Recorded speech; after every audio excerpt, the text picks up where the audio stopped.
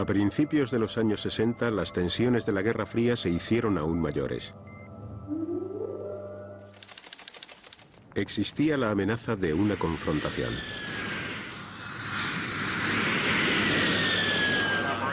Las dos superpotencias observaban y esperaban, preparándose mientras tanto para un holocausto nuclear.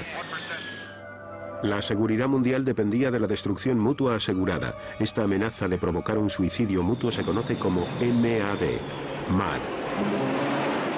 No se trata de una locura.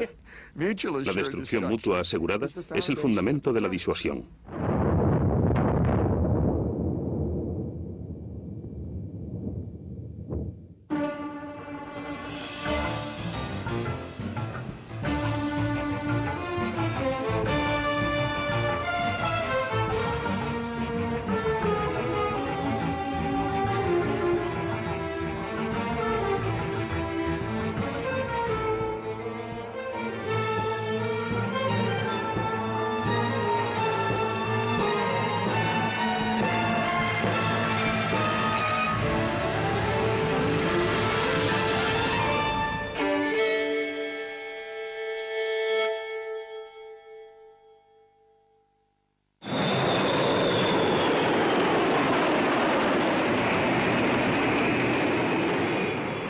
El 1 de julio de 1960, un avión de reconocimiento RB-47 como este emprendió una misión rutinaria para investigar los radares defensivos de la frontera soviética. Salimos de la base aérea de Brice Norton, en Inglaterra. Por aquella época era nuestra base de operaciones más avanzada y se suponía que teníamos que llevar a cabo esa mal llamada misión rutinaria. En un principio no tenía por qué haber problemas durante ese vuelo y pensamos que sería una tarea relativamente sencilla, a pesar de que la duración de la misma era de 12 horas.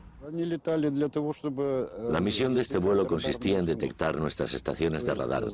Querían saber la localización de los sistemas de defensa aérea de la Unión Soviética.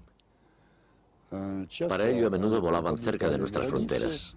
Al principio volábamos en paralelo a las costas soviéticas en las que se encontraba Murmansk, la desembocadura del mar de Barents y demás. Sabíamos que en esos momentos la actividad de los rusos en aquella zona era muy intensa. Yo estaba en un vuelo de servicio para interceptar esos aviones y fui al encuentro del enemigo. Desde tierra firme me guiaban. Cuando vi el avión enemigo, lo identifiqué y se lo comuniqué por radio a la base. Comprueba el ala derecha. Y el comandante del aparato, el mayor Palm, dijo: ¿de dónde diablos ha salido ese tipo? Le hice señales al avión para que me siguiera, pero no me obedeció. Se lo comuniqué a mi base y les pregunté qué debía hacer. Me respondieron con una orden: destrúyelo. Abrí fuego contra el avión enemigo y empezó a arder. En el camino de regreso a la base, los pilotos John McCone y su copiloto Bruce Olmsted tuvieron que saltar en paracaídas para salvar la vida y fueron encarcelados en la prisión de Lubyanka, ubicada en Moscú. Los otros 4 estadounidenses que estaban a bordo perecieron en el aire.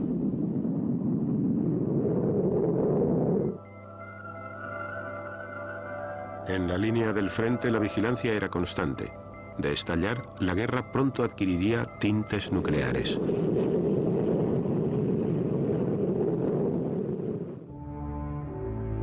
Los misiles estadounidenses Titán, armados cada uno con una cabeza nuclear que podía destruir Moscú, estaban preparados para el lanzamiento. Todo habría acabado antes de que tuviéramos tiempo de pararnos a pensar sobre lo que estábamos haciendo. No se necesita mucho tiempo para lanzar un misil, era un procedimiento automático. En ningún momento dudamos de que estábamos haciendo lo que debíamos. Si en alguna ocasión hubiera recibido un mensaje de lanzamiento referido al sistema PAS, no hubiera dudado en afirmar que mi esperanza de vida no era superior a media hora. Y lo único que me hubiera preguntado es si iba a tener el tiempo necesario para lanzar ese misil antes de que el que se dirigía hacia nosotros alcanzara su objetivo. Pearl Harbor aún seguía siendo una herida dolorosa en la mente de los estadounidenses. En Alaska, Groenlandia e Inglaterra, los radares BMEW o radares de alarma lejana para detectar misiles balísticos estaban en funcionamiento. Los Estados Unidos no querían ser sorprendidos de nuevo. La Guerra Fría era una guerra que se libraba a las 24 horas del día, los 7 días de la semana. En nuestra opinión, pretendían controlar el mundo, y nosotros representábamos uno de los mayores escollos con los que tropezaron en su camino. Por este motivo, éramos uno de sus peores enemigos, y su principal objetivo consistía en dominar nuestro país. Se enfrentaban con nosotros constantemente y las cosas no podrían haber ido de otro modo. En mi opinión, los estadounidenses eran agresores que querían conquistar el mundo entero, y nosotros teníamos que proteger el mundo. En 1961, el nuevo presidente de los Estados Unidos, John Kennedy, tomó posesión de su cargo en medio de un tenso mundo nuclear. De su predecesor, Eisenhower, heredó la doctrina de la represalia masiva.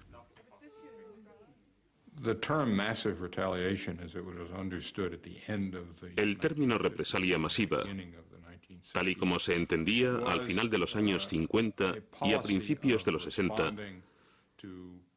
era una política para responder a los principales ataques convencionales soviéticos. Por ejemplo, si esto hubiera sucedido en Europa Occidental, con una respuesta nuclear masiva.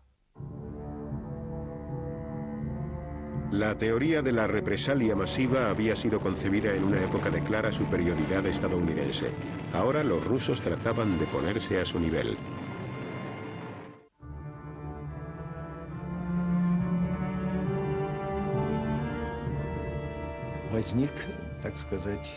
Había una especie de obsesión por alcanzar y superar a los estadounidenses para tratar de demostrar a todo el mundo que no estábamos muy lejos de ellos, que también nosotros teníamos armas nucleares. Había quienes opinaban que solo conseguiríamos evitar una guerra nuclear haciendo frente al imperialismo mundial con una fuerza de envergadura similar a la suya.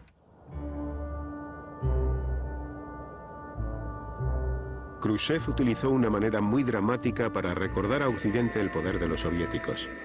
Incumplió una moratoria sobre pruebas nucleares. 30 de octubre de 1961. La tripulación de un bombardero ruso se prepara para lanzar la mayor bomba que había visto el mundo.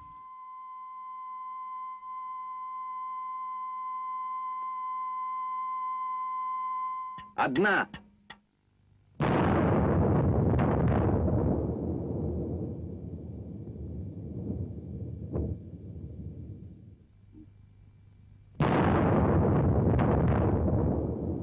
La explosión fue equivalente a la que hubieran provocado más de 50 millones de toneladas de TNT, una cantidad de explosivos que superaba a la que se utilizó durante toda la Segunda Guerra Mundial.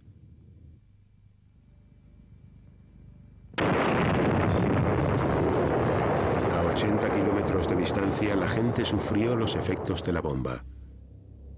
Khrushchev dijo que deseaba que esta bomba pendiera sobre las cabezas imperialistas como la espada de Damocles. Kennedy aceptó el desafío. In view of the Soviet action, it will be the policy of the United States to proceed in developing nuclear weapons to maintain this superior capability for the defense of the free world against any aggressor. Pero la superbomba no era sino la primera de una serie de pruebas nucleares soviéticas, hecho que enojó a Kennedy.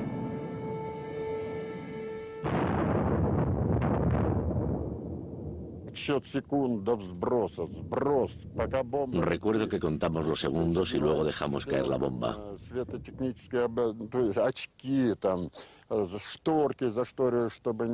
Teníamos que ponernos unas gafas especiales y correr las cortinas para protegernos de la radiación. Nos pusimos las gafas, pero olvidamos correr las cortinas porque queríamos echar un vistazo fuera. De repente fue como si estuviera amaneciendo.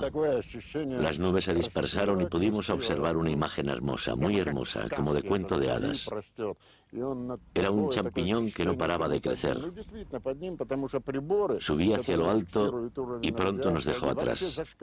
Las radiaciones eran tan altas que se salían de las escalas de los medidores, pero por supuesto ni nos acordamos de eso. Entonces se produjo repentinamente un viento fuerte cuando la onda expansiva alcanzó al avión y los mandos se volvieron locos. Intenté hacerme con ellos para recuperar el control rápidamente. El avión daba bandazos de un lado a otro. Así supimos cómo era una explosión nuclear. Quedó patente que nada iba a detener a los rusos. Estaban lanzando no solo esa gran bomba, sino muchas otras, y nosotros hacíamos esencialmente lo mismo. Buscábamos bombas en todos los lugares, las llevábamos a Nevada y las detonábamos solo para responder a esas pruebas rusas. Fue un periodo de locura.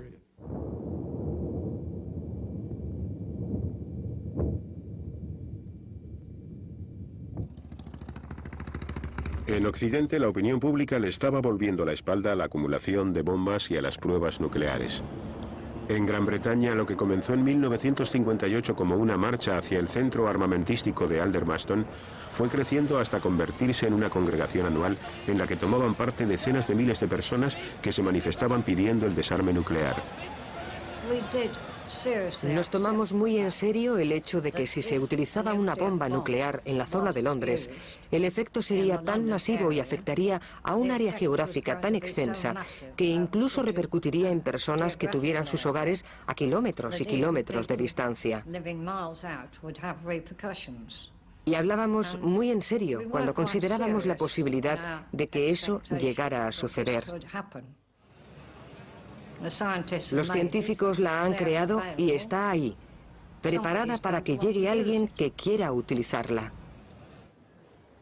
Kennedy y su secretario de Defensa, McNamara, cada vez eran más conscientes del peligro de basar sus actuaciones en la estrategia de la represalia masiva.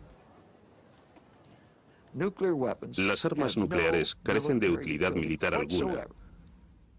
Solo sirven para disuadir al contrario de utilizarlas.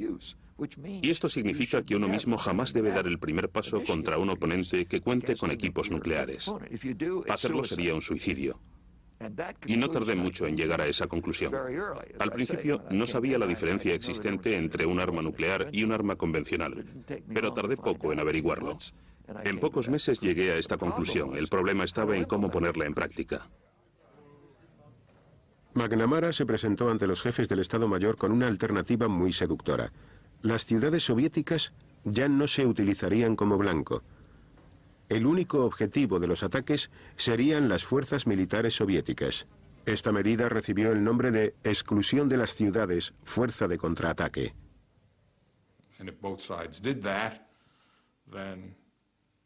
Y si ambas partes ponían en práctica esta medida, el número de víctimas, en el improbable e indeseable caso de que se desencadenara una guerra nuclear, sería menor.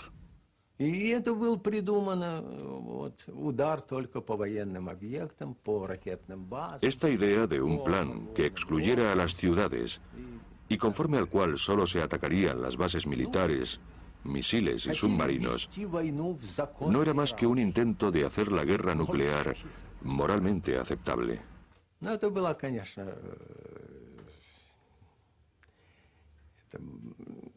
Con esta medida trataban de engañar a todos y cada uno de nosotros. Los rusos no eran los únicos que se mostraban escépticos. El jefe del Comando Aéreo Estratégico, el comandante general Power, fue informado del plan por medio de uno de los asistentes de McNamara. El general Power insistió en que la única manera de tratar con esos bárbaros era hacerlos saltar a todos por los aires y dijo: ¿pero quién va a ganar esta guerra? Y añadió: a mí me bastaría con que quedasen 2 estadounidenses y tan solo un ruso. Eso significaría que habríamos ganado. Yo le respondí: bueno, lo mejor sería que uno de esos 2 estadounidenses fuera una mujer. Octubre de 1962.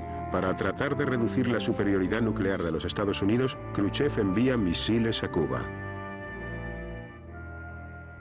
Era real. No se trataba de una broma. Estaban trasladando misiles de medio alcance a Cuba, y creo que no cabe la menor duda de sus motivos para tomar esta medida. Ya debía haber algunos allí y ciertamente tuvieron muchas facilidades para introducirlos en la isla.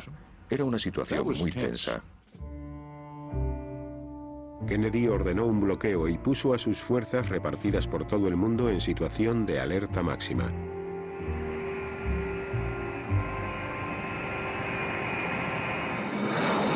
Un gran número de aviones B-52 cargados con bombas de hidrógeno estaban listos para una guerra.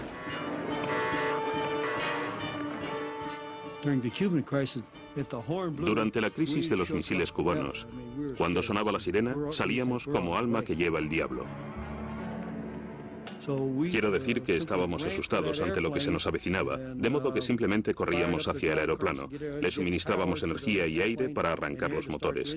Movíamos esa manivela lo más rápido que podíamos y esperábamos un mensaje del Comando Aéreo Estratégico en el que nos comunicarían las instrucciones sobre el tipo de ejercicio de que se trataba. Jamás sabíamos si estábamos ante un simulacro o si era una ofensiva real. En esos momentos lo pasábamos mal, porque nunca sabíamos qué iba a suceder. Ante la superioridad nuclear de Kennedy, Khrushchev envió sus barcos para recoger todos los misiles y llevarlos de vuelta a Rusia. Tanto el gobierno de Khrushchev como el de Kennedy demostraron ser suficientemente sensatos y encontraron una salida a esta situación. La crisis de los misiles cubanos tuvo una gran importancia porque demostró lo cerca que se encontraba el mundo del borde del precipicio nuclear. Moscú y Washington se dieron cuenta de que había que mejorar la comunicación directa entre las dos ciudades.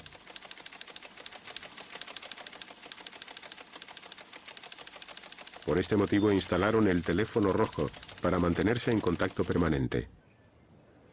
El verano siguiente, impresionados por lo cerca que habían estado de iniciar una guerra mundial, la Unión Soviética, Estados Unidos y Gran Bretaña firmaron un tratado para limitar las pruebas nucleares. Ya no se llevarían a cabo más pruebas atmosféricas. Las pruebas nucleares se seguirían realizando, pero bajo tierra.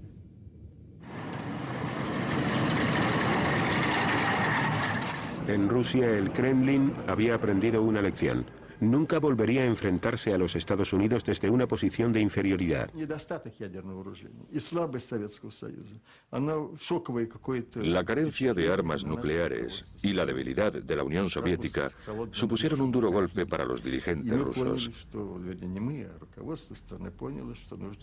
Fue como una ducha fría para el gobierno, que se daba cuenta de que había que superar todas esas flaquezas.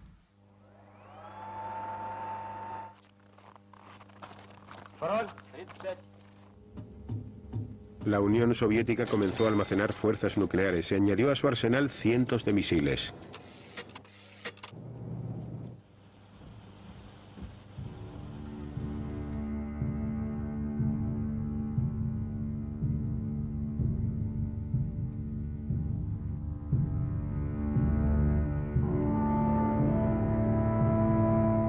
Los estadounidenses tuvieron que aceptarlo porque la realidad era que ya no podían seguir destruyendo todas las fuerzas soviéticas.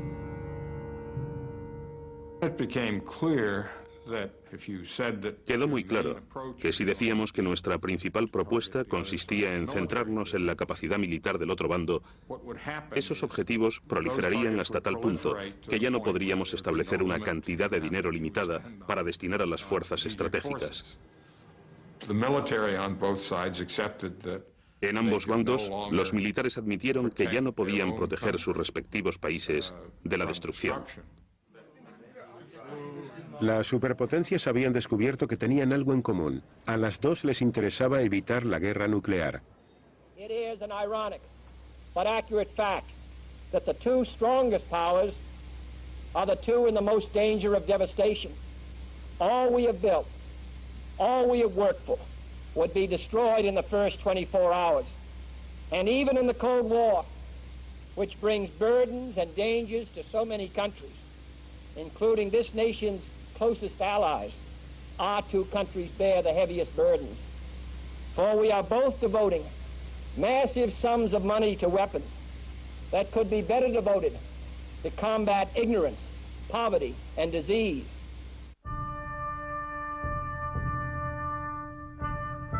Estaba comenzando a surgir una lógica que dejaba al descubierto un panorama sombrío. El desarme nuclear era un objetivo que nunca se podría alcanzar, aunque una guerra nuclear era impensable. En 1964, McNamara llegó a la conclusión de que este plan de exclusión de las ciudades era una peligrosa ilusión. Ahora estaba convencido de que la guerra solo se podría evitar con la amenaza de un suicidio mutuo. McNamara en especial estaba totalmente convencido de que la única estrategia posible era la que se conocía por MAD, siglas de destrucción mutua asegurada. Y esto significaba que el único elemento disuasorio estable con el que se podía contar en el mundo era, para ambas partes, la capacidad de una y otra de acabar con el 25% de la población del país rival. No es una locura. La destrucción mutua asegurada es el fundamento de la disuasión.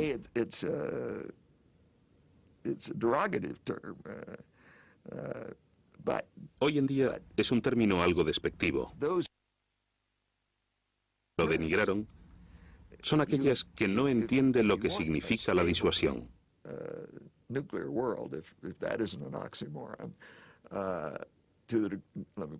Si deseamos un mundo nuclear estable, si es un oxímoron, que por decirlo de otra manera, en primer grado puede conseguir un mundo nuclear estable, cada parte tiene que saber a ciencia cierta que puede disuadir a la otra. Para ello tiene que haber un equilibrio. Y para llegar a ese equilibrio, hay que comprender que si una de las dos partes comienza a utilizar armas nucleares, la otra parte responderá con la potencia suficiente como para infligirle daños inaceptables. En estos momentos, los submarinos desempeñaban un papel crucial.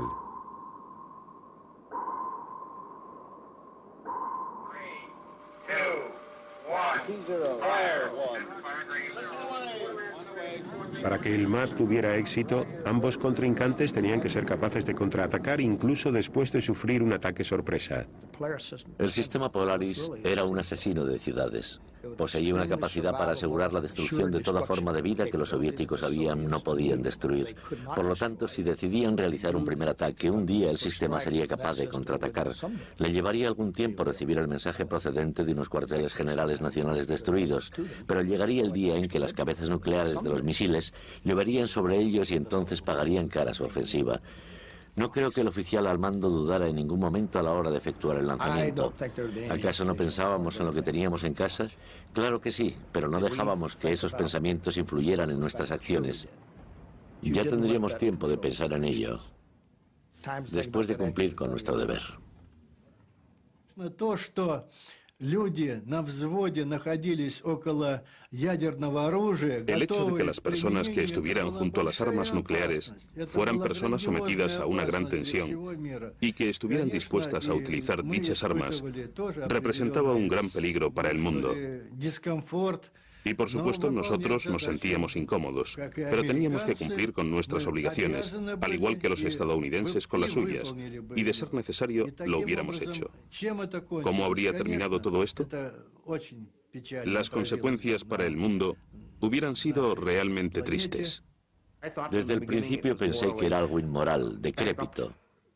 Es decir, yo no acepto la guerra cuando su principal objetivo es matar gente. El fin primero de la guerra es ganar ese conflicto sangriento con el menor número de bajas posible, en primer lugar en el bando propio y en segundo lugar en el del rival. Siempre se intenta minimizar las pérdidas de ambos bandos, pero lo primero de todo es uno mismo, y lo que todos desean es ganar la guerra y que todo acabe cuanto antes.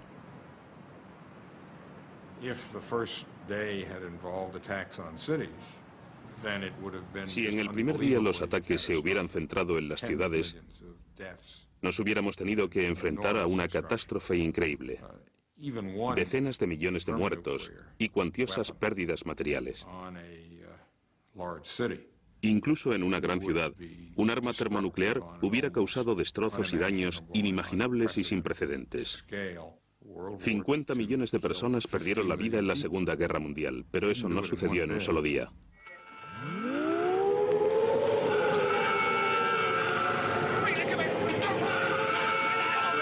En 1963, Peter Watkins, un cineasta británico, produjo un docudrama para mostrar lo que significaría una guerra nuclear.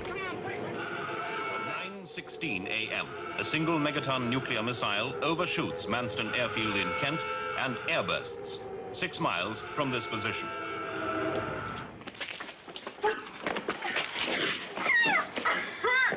At this distance, the heat wave is sufficient to cause melting of the upturned eyeball, third-degree burning of the skin, and ignition of furniture.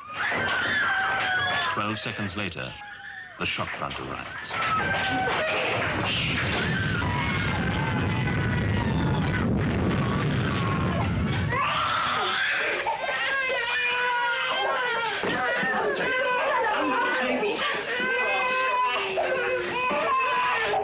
The blast wave from a thermonuclear explosion has been likened to an enormous door slamming in the depths of hell.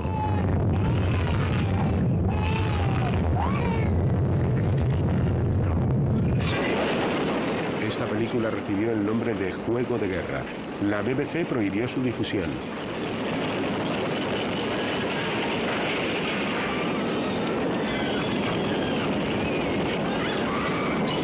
No pudo emitirse en televisión hasta 20 años después.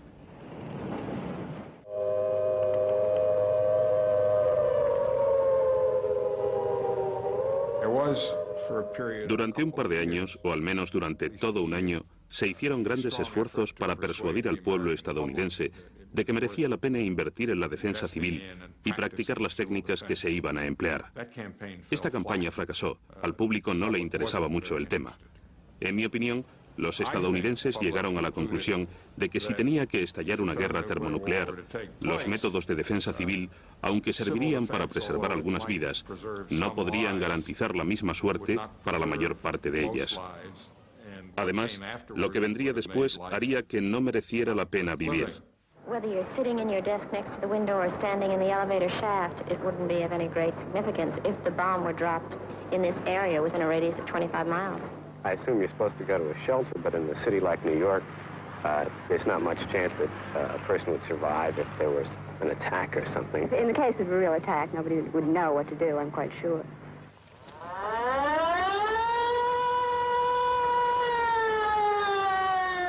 Oficialmente los rusos se tomaron mucho más en serio la defensa civil, pero la realidad no era muy esperanzadora.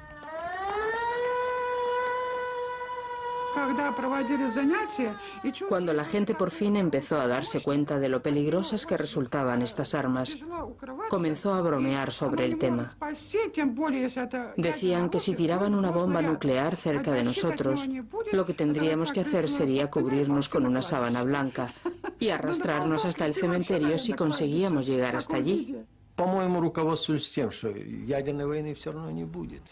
Los líderes se guiaban por la idea de que, si no iba a producirse una guerra nuclear, ¿por qué gastar dinero que, por otra parte, no nos sobraba? Por otro lado, en caso de guerra, la defensa civil no serviría de nada. La actitud rusa era muy sensata y puramente pragmática.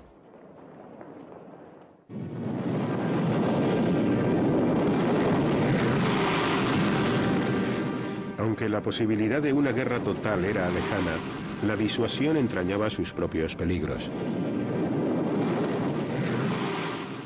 En 1966, un B-52 que sobrevolaba las costas de España trató de repostar en pleno vuelo con ayuda de un avión cisterna.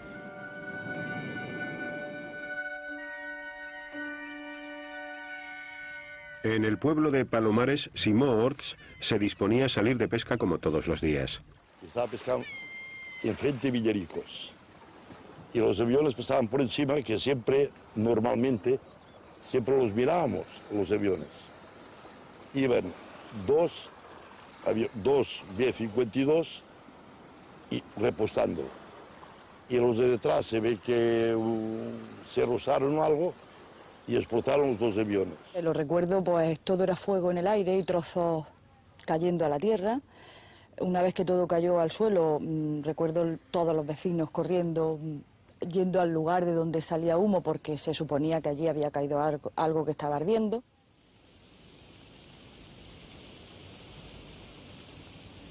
Cuando los aviones se rompieron en pedazos, 4 bombas de hidrógeno se dispersaron por diferentes puntos de la costa. 3 cayeron en tierra firme y una se perdió en el mar. Es que lo vi muy claro, se cayó muy cerca de mí, la bomba.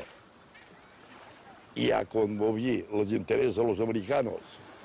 Toda la sexta flota aquí, vinieron 5.000 soldados, allí en tiendas de campaña, en tierra, generales, coroneles, y vino tanta gente grande de Norteamérica. La flota de los Estados Unidos se hizo a la mar para encontrar la bomba desaparecida. Quienes se quedaron en tierra tuvieron que hacer frente a otro tipo de problemas. Cuando las bombas impactaron con el suelo, los dispositivos de seguridad impidieron que se produjera una explosión termonuclear, pero los explosivos de alta potencia que se utilizaban para detonar las cargas nucleares habían estallado, dispersando así en el aire partículas de plutonio radioactivo. Empezaron a pasar reconocimientos médicos, bueno, reconocimientos aquí, en el pueblo, con un contador. Entonces había vecinos que tenían que tirar la ropa porque se le medía contaminación, había vecinos que tuvieron que hervirla, se lavaron las casas con detergentes, con agua, pero que en ningún momento los americanos, entiendo yo, que ellos ni nos dijeron ni nos iban a decir, que la gente lo que estaba era asustada porque en ese momento nadie sabía lo que era. Solo que te habían prohibido no comer de aquello, no salir a la calle, no tocar un trozo. Todo, era todo terminantemente prohibido. Más de 4,5 barriles de tierra contaminada fueron enviados por barco a los Estados Unidos para proceder a enterrarlos. En el mar continuaba la búsqueda de la bomba perdida.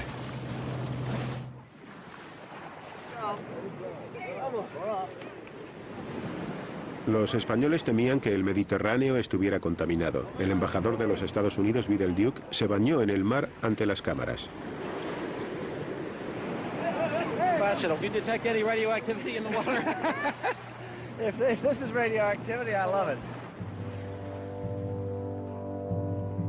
Ocho días después de que se produjera el accidente, un mini submarino estadounidense, el Alvin, encontró la bomba que faltaba. Estaba intacta.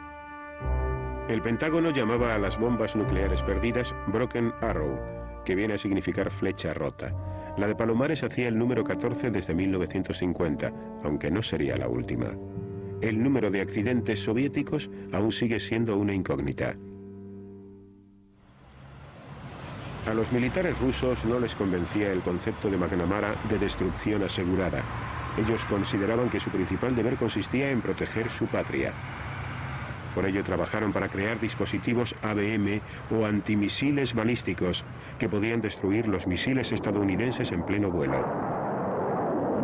В свое время это был щит и меч. Был танк и было противотанковое орудие. Был самолет и было противосамолетное. Al principio se luchaba con espada y con escudo. Después empezaron a utilizarse tanques y armas antitanques para combatirlos. Ahora resultaba que un misil no era invulnerable. La ciencia y la tecnología avanzaban tan rápido que ya era posible hacer frente a las armas más peligrosas y más invencibles. Para los Estados Unidos, los dispositivos ABM de Rusia fueron un duro golpe. Se encontraron ante una terrible paradoja. Al crear un sistema defensivo, Rusia había puesto en peligro el delicado equilibrio nuclear.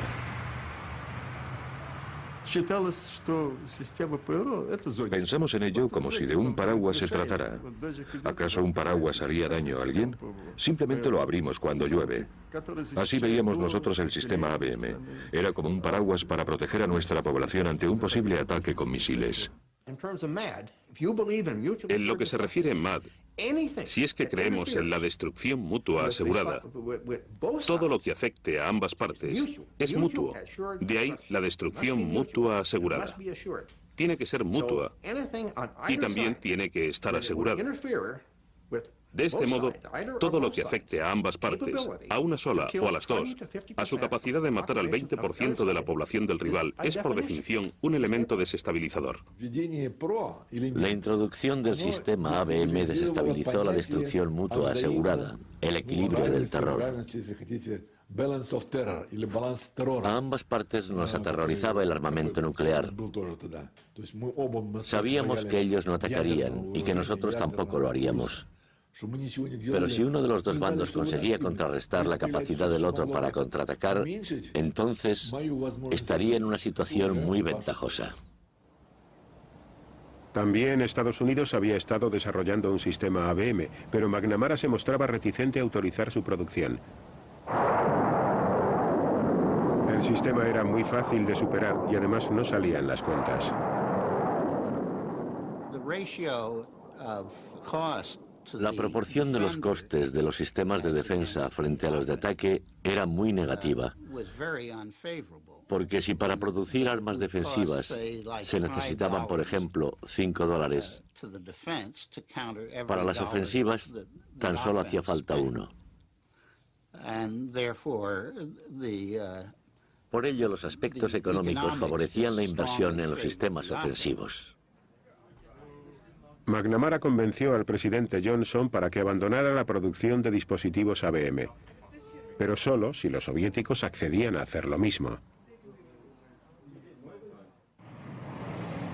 En 1967, la guerra en Oriente Medio llevó la tensión internacional a punto de ebullición. Estados Unidos apoyaba a Israel, mientras que la Unión Soviética se ponía del lado de Egipto, Siria y Jordania.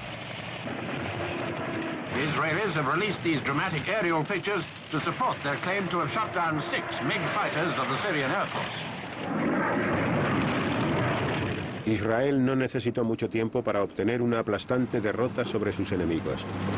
Estados Unidos, temeroso de que la Unión Soviética acudiera en ayuda de Egipto, preparó a la Sexta Flota para entrar en acción. En la Guerra de los 6 días se enfrentaron Israel y Egipto. Con este motivo se utilizó por primera vez el teléfono rojo. Y uno de los mensajes que Kosygin envió al presidente Johnson fue: si quieres guerra, tendrás guerra. Fue un momento de gran tirantez. Para reducir la tensión reinante, el presidente Johnson y el primer ministro soviético Kosygin accedieron a reunirse en Glassboro, Nueva Jersey. A pesar de la crisis de Oriente Medio, los ABM constituían el primer punto del programa. El presidente y el primer ministro se reunieron. Primero tomó la palabra el presidente y dijo: tenemos que llegar a un acuerdo para que ambas partes dejemos de fabricar esos sistemas ABM, que por otra parte resultan extremadamente caros. Kosygin respondió: yo no estoy a favor de esa propuesta. ¿Por qué pone objeciones a un sistema cuya finalidad es defender al pueblo? La defensa es un principio moral, mientras que la agresión es inmoral. Los misiles representan la agresión. Si usted accede a reducir el número de misiles, entonces hablaremos de reducir nuestro sistema de defensa. Mientras seguían adelante las discusiones sobre los ABM, los científicos estadounidenses estaban preparando medidas para contrarrestarlos y comenzaron con los MIRV, vehículos de reentrada múltiple independientemente dirigidos. Ahora un solo misil podría llevar 10 cabezas nucleares independientes, capaces de destruir cada una de ellas una ciudad entera. Cuando entramos en la era de los MIRV, los problemas de la defensa estratégica adquirieron un mayor nivel de complicación y también se hicieron más costosos, porque había que idear diferentes maneras de conseguir múltiples cabezas nucleares y toda esa basura que lanzaríamos a la atmósfera para inducir a error a los sistemas de defensa enemigos. Можно поразить по существу одну баллистическую ракету. Un dispositivo antimisiles balísticos basta para derribar uno de esos misiles. Pero ahora imaginen que el misil balístico en cuestión tuviera 10 cabezas nucleares independientes. Entonces, para derribarlo, harían falta al menos 10 ABM.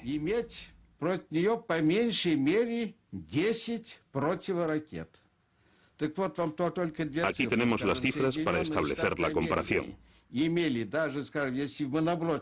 Los Estados Unidos de América poseen en las instalaciones terrestres de sus bases de lanzamiento 1.054 misiles balísticos.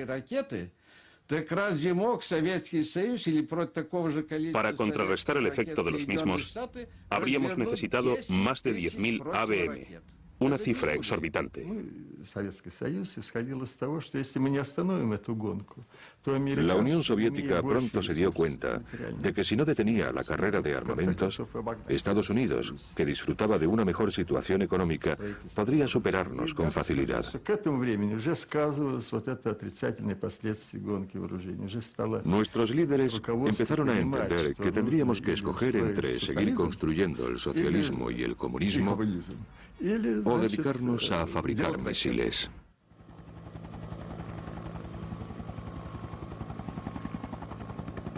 En 1969, las dos superpotencias juntas se gastaban más de 50 millones de dólares al día en armamentos nucleares. Era un ritmo que a las dos partes les parecía insostenible.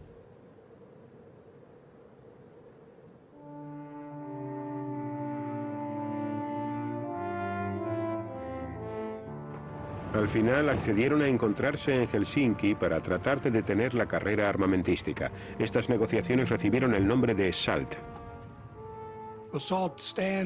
Son las siglas de conversaciones para la limitación de armas estratégicas. Y se trataba de hacer un esfuerzo a la luz de los últimos acontecimientos. Un modesto esfuerzo para poner una especie de tope a la acumulación de sistemas de lanzamientos estratégicos. Llegar a un acuerdo no iba a ser una tarea sencilla.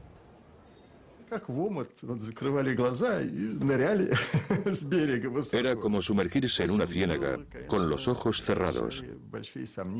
Quedaban muchas incógnitas y muchos problemas para conseguir organizar todos esos aspectos. Y una de las principales razones era que, antes de acudir a las reuniones, Brezhnev llamó a los miembros de la delegación y les advirtió muy en serio de que no hablaran más de la cuenta. Les recordó que la KGB estaría escuchándoles y que si no obedecían, encontrarían esperándoles en la prisión de Lubyanka. Los soviéticos estaban aún más indecisos si cabe porque temían hacer algo que implicara cualquier tipo de intromisión en su sociedad. Y de hecho resultaba inevitable que cualquier tema relacionado con el control de armas reales llevara consigo las pertinentes inspecciones y verificaciones, etc. Y esto para los soviéticos era como una condena. Las negociaciones se prolongaron durante todo 1970 y 1971.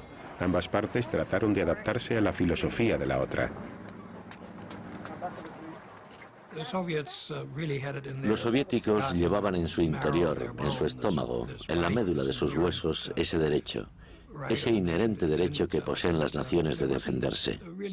En aquellos primeros días no había discusión alguna de naturaleza técnica, de una naturaleza analítico-estratégica. Se trataba simplemente del derecho que nos ha dado Dios, aunque ellos no hubieran dicho Dios, del derecho que posee toda nación a defenderse.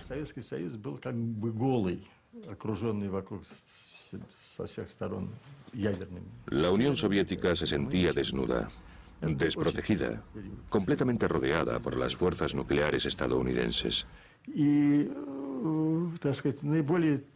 Resultaba muy difícil proteger esa nación.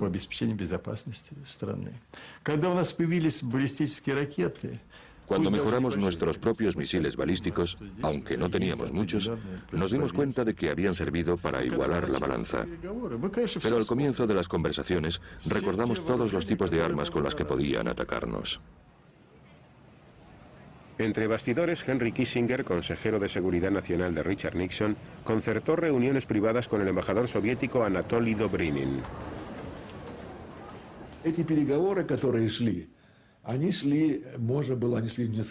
Estas reuniones posibilitaron la introducción de correcciones o modificaciones sin que ninguna de las partes implicadas fuera desprestigiada.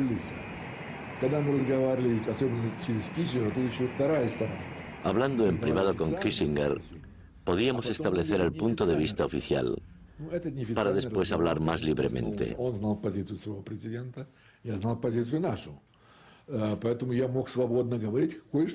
Yo decía, Henry, ten cuidado o te darás cuenta de que... Y es que estaba pensando en voz alta. Entonces él comentaba, bueno, Anatoly, ¿por qué tenemos que aguantar esto? ¿Por qué no lo hacemos de otra manera? Sentados alrededor de una mesa, las dos fuerzas rivales hicieron progresos sobre el tema de los sistemas antimisiles ABM, pero apenas si tocaron la más desestabilizadora de las nuevas tecnologías, las cabezas nucleares múltiples o MIRV. Este tema no se discutió porque en aquel momento los estadounidenses contaban con esa tecnología y los rusos no. Consideramos que debíamos tenerla nosotros también. Por fin, en mayo de 1972, después de más de 3 años de negociaciones, el presidente Nixon se desplazó a Moscú para firmar los acuerdos SALT con el primer ministro Brezhnev. Los sistemas ABM habían sido desacreditados y las dos partes habían llegado a un acuerdo para limitarlos. El único acuerdo respecto a las armas ofensivas no fue más que una suspensión temporal de los lanzamisiles. Las superpotencias estaban aprendiendo a cooperar. Sin embargo, su fracaso para controlar los MIRV provocó que en la década siguiente Rusia y los Estados Unidos añadieran 12.000 cabezas nucleares a sus respectivos arsenales.